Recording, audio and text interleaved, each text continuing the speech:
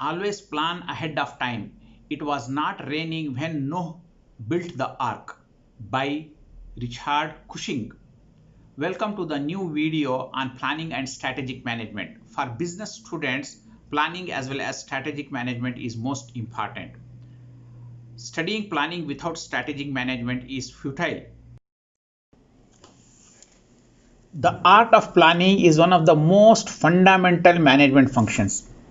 It has been said that many may plan, but only a few plan well. Such is the case for many managers.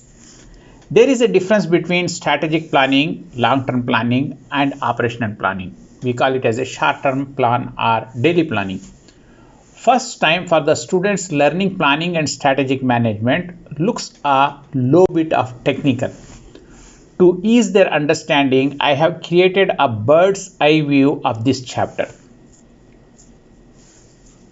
To begin with, all long-term plans are called as strategic plans, and they must be aligned to the vision and mission of the organization.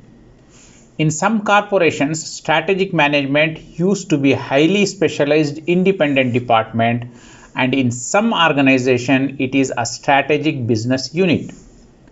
If you want to master how to develop a strategic plan of an organization, you need to know the ins and outs of the organization. To know this, you need to know the difference between objectives, policies, procedures, and need to know how to make SWOT analysis. Top level strategies are called as grand strategies, which will change the face of the company. Sometimes within the grand strategy, one can have growth strategy, stability strategy, defensive strategy, and combination strategies. Some companies follow business strategies. To name a few: overall cost strategy, differentiation strategy, and focus strategy. We will discuss in great detail in the following slides. Most of the companies follow MBO, management by objective, a philosophy and work culture that will help in implementing different strategies. In place of MBO, some companies are aided with KPI, key performance indicators, to achieve strategic goals. Functional plans and operational plans at the middle level and the lower level are aligned to the strategic plan of the company to make the plan feasible.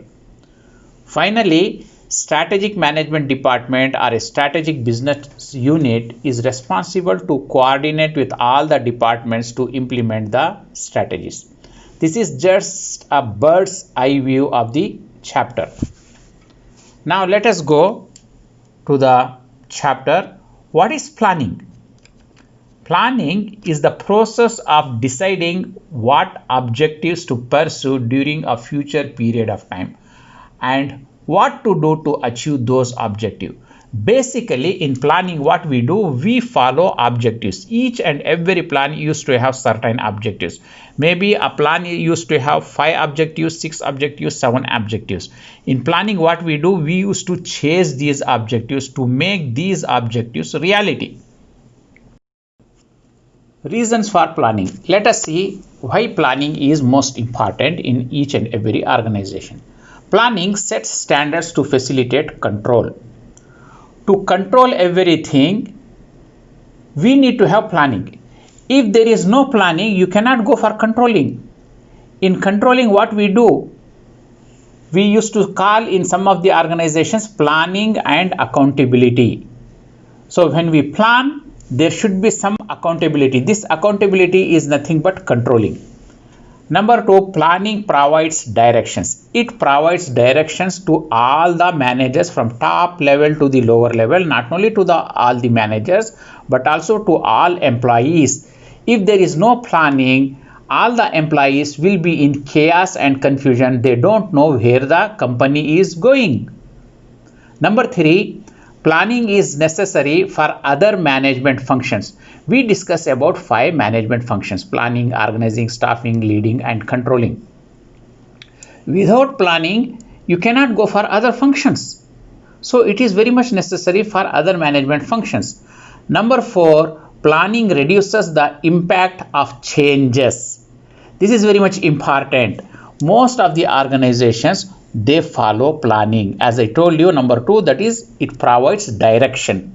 For example, the company has given direction, planning has given direction to the company. This year we want to employ 45 employees. All the recruiting managers, they cannot employ more than 45, they cannot employ 46, 47 or 50 employees, because based on the sanctioned post they have to work for the recruitment. So it reduces the impact of change. Managers cannot change anything as they like. They need to focus on planning, whether it is financial matter, whether it is recruitment, whether it is operation, whether it is marketing, you name anything for the management. They have to focus on the planning. If the things are there in the plan, they can act. Otherwise, they cannot deviate from the planning. Number 5, planning minimizes waste and redundancy. So planning will give strict guidelines, what to do, what not to do. So it will minimize the waste. Number 6, it enables everyone to accept the future. Planning always decides about the future. Some of the plannings, for example, the strategic plan of a company, that changes the face of the company. Strategic plan, long-term planning, that is done by the top level managers. For example, the strategic plan of the company says we want to close one of the unit that is redundant, that is not feasible, and we want to have another plant that will create new products and services. So what is happening here? Here everyone will accept the change, everyone will accept the future. So this product is not in the market, so we should not waste time on this product and on this plant. So based on the strategic planning, closing one of the plant and opening another new plant with new machines, tools and so on and so forth, all the employees will divert their focus in future, not to produce the absolute product, to only to produce the product that is accepted by the market, not only accepted by the market, that is listed in the planning. Formal plan versus functional plan. Every one of us do planning. I am also planning. You as a student, you are also doing planning, as well as in the company also we people plan. Whatever I am planning and you are planning, that is not a written document. Whereas whatever the company plans, that we call it as a formal plan. Formal plan, it is a written documented plan developed through a identifiable process. There is a technical process. Based on the technical process of the planning, we used to plan, and it is a written document. Because why it is a written document? All the employees, for example, there are 10,000 employees, they have to focus on the plan and they have to work. Formal plans focuses on the environment, size and type of business. That are the factors that usually affects the planning process. Based on the external and internal factors, the company used to plan. Based on the size of the company, based on the size of the business, and there are so many factors. Based on those factors, we used to plan. Apart from formal plans, we used to have functional plans in most of the organizations. All the functional department, you name any functional department. Marketing department used to have marketing plan, it is a functional plan. Finance department used to have finance plan. Production department used to have production plan. HR department used to have personal planning. So that we call it as a functional plan. Based on the time frame, we can have long-term planning, medium-term planning and short-term planning. Basically, long-term planning runs from 5 to 20 years. Sometimes we call it as a strategic plan. Medium-term plannings that runs from 3 to 5 years, we call it as a tactical planning.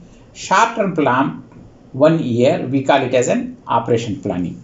Based on time frame, we can have different plans based on the time frame: long term, medium term and short term planning. Then we need to differentiate between operation plans versus strategic plan. What is strategic plan? Here we are discussing basically 3 types of plans: operation plans, strategic plan and contingency plan. Strategic plan that is done by the top level managers and affects all parts of the organization. Strategic plan will change the face of the company. It will affect all the parts of the organization. For example, a simple example for a strategic plan. For example, the company want to reduce 500 employees.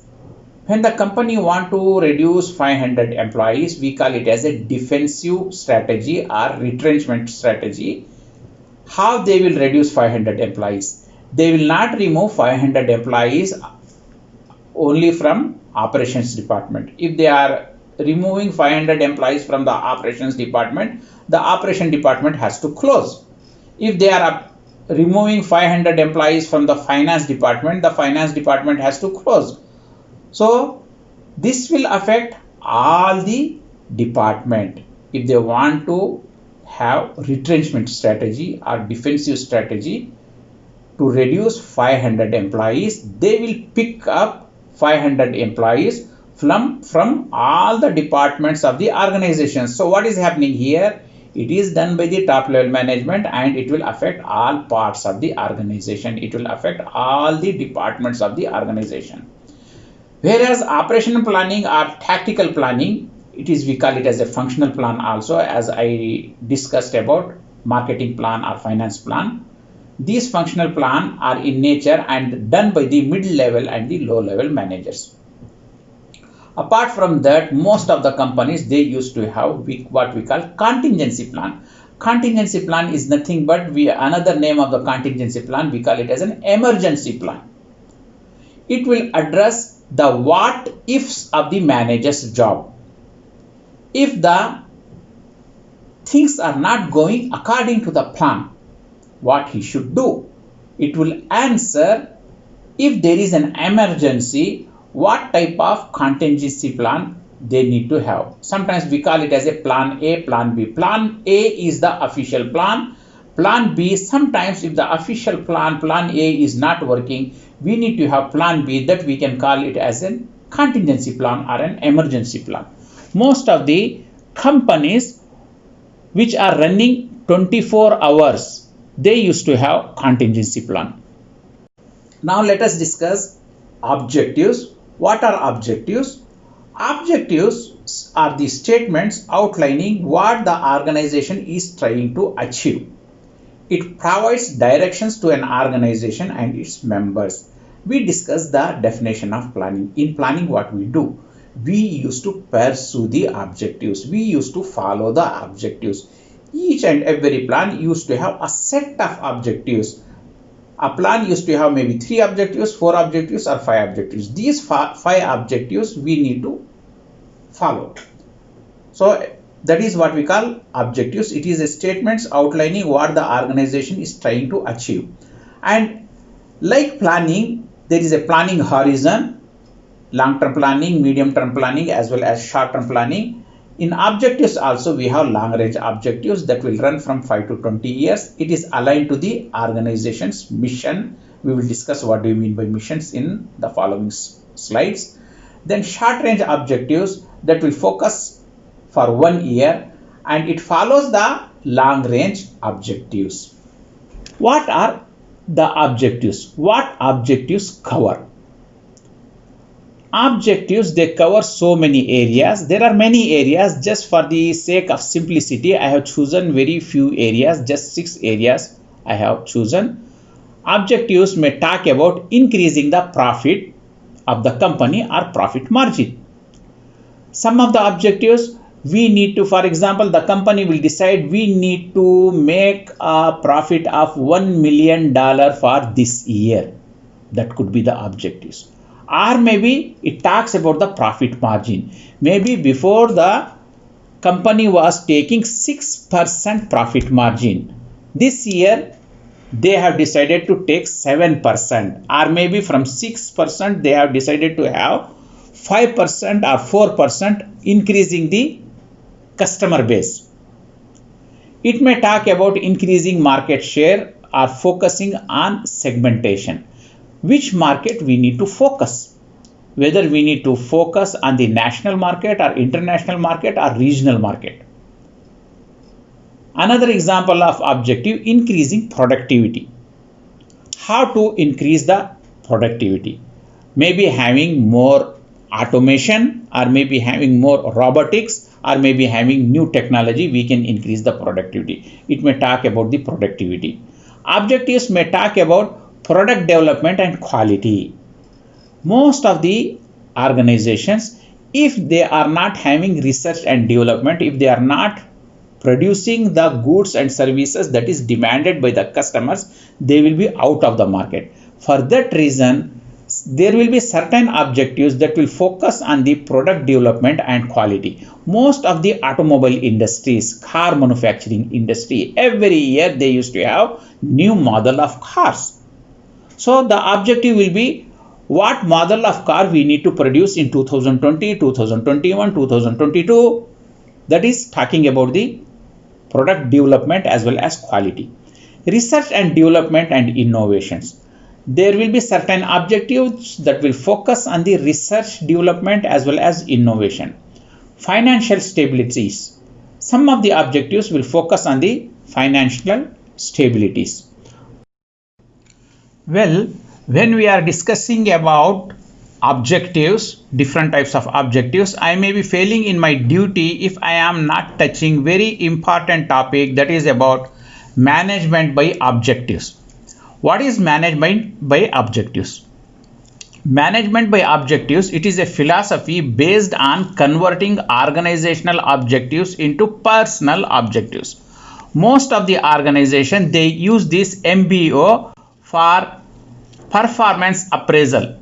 The performance appraisal of all the employees from top managers to the floor level employees is aligned with the management by objectives. Most of the company, they follow even for this what you call performance appraisal also. So it is a philosophy that is converting organizational objectives into personal objectives. It works best when the objectives of each organizational units are derived from the objectives of the next higher unit in the organization. That means the top level managers, they used to get the objectives from the board of directors, whereas the mid level managers, they used to get their objectives from the top level managers, and supervisory managers, they used to get their objectives from the mid level managers, and whereas the floor level employees, they used to get their objectives from their department head, or what we call it as a section head or unit head, or from their supervisors. Sometimes the employees used to get their objectives from the team leaders. That is the way this management by objective works. People at each level becomes more aware of organizational objectives. For this reason, what happens, all the employees, they will come to know what organization wants, what is the grand objective of the organization. All the employees, they will come to know what organization wants. Objectives for an individual are jointly set by person and the superior. There are give and take negotiation sessions between them. For example, if a team leader want to set the objectives for the people working under him, maybe 5 people are working, these 5 people and the team leader will sit together and they will mutually, they will have give and take negotiations, and they will assign each employee a single objective or sometimes 2 objectives. Same way, the next level also they used to do it. So there will be a face-to-face, what you call discussions. So Mr. X, this is your objective, Mr. Y, this is your objective, Mr. Z, this is your objective. Finally, the team leader will decide, and for all the team leaders, the supervisor will decide, sitting together, and for all the department managers, the division manager will decide. This way it works. Achieving self-formulated objectives can improve motivation and thus job performance. Sometimes some of the employees who are self-motivated, they used to propose their own objective based on the organizational objectives. That will motivate themselves. Sometimes the employee himself will come forward, okay, sir, I will take this objective for my purpose. So this way, it is a what you call way of self motivation also. How does MBO works? Number one, more difficult goals lead to higher performance. The goals, the objectives for each and every employee should not be like a piece of cake. That is why there is a give and take responsibility. The more difficult objectives are there, it is best for the higher level managers. Not only best for the higher level managers, it is best for the company. The objectives should not be very difficult to achieve and should not be like a piece of cake, but somehow there should be some difficulty in achieving the objective. For example, marketing manager is fixing each and every salesperson some targets for the achieving their objectives. Maybe for example in an insurance company. Okay, the insurance company, the insurance officer is fixing targets to the insurance employees, salespeople. If he is fixing 25 policies to be brought in 1 year, this is highly difficult. If he is fixing 5 policies to be brought in a year, it is a piece of cake. So the mid level should be chosen by the manager. Okay, 15 policies you have to come. It is neither too difficult nor too easy, but it is a difficult target. This way the organizational performance will be better and better. Number 2, specific goals lead to better results. In management by objectives, the objectives should be measurable. We should not take some of the objectives that cannot be measurable. That should be specific and measurable. So if every employee is having a specific goal, it will lead to better results in the organization.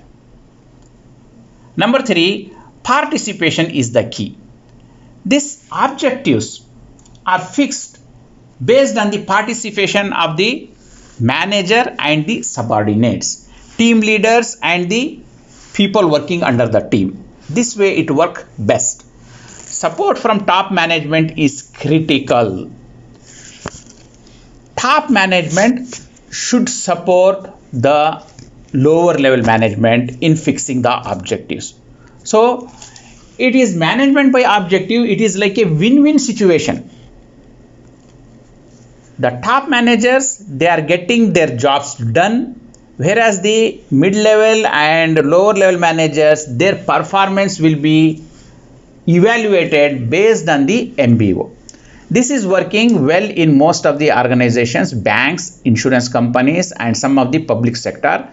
They are following this philosophy. Planning and strategic management is quite a big chapter from the student points of view. I have tried to explain this chapter in 3 different videos. First, difference between vision and mission statement. You have to just go through it. Second one is about basics of planning. And third will be strategic management. Please follow the next video on strategic management. Good luck.